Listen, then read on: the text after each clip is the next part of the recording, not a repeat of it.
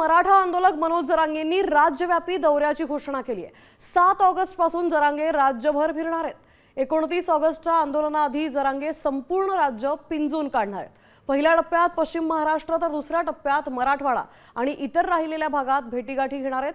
सरकारला वेळ देऊन सरकार वेळकाढूपणा करत असल्याचा आरोप जरांगेंनी केलाय आणि या दौऱ्यातून पुढील आंदोलनाची दिशा तसंच आंदोलनात सहभागी होण्याचं आवाहन मनोज जरांगेंनी केलंय। तुळजापूर, पंढरपूर, सातारा आणि सांगली या भागात जरांगे पाटील यांचा दौरा असणार आहे।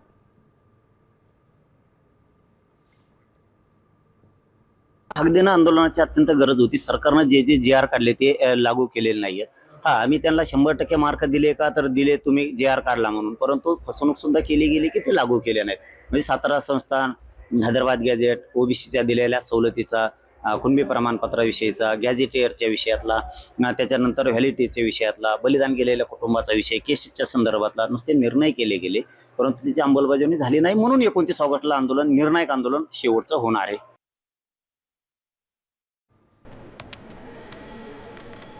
मी खात्रीशीर न्यूजसाठी फक्त साम टीव्ही बघते, कारण तिथल्या बातम्या रिलेट करतात।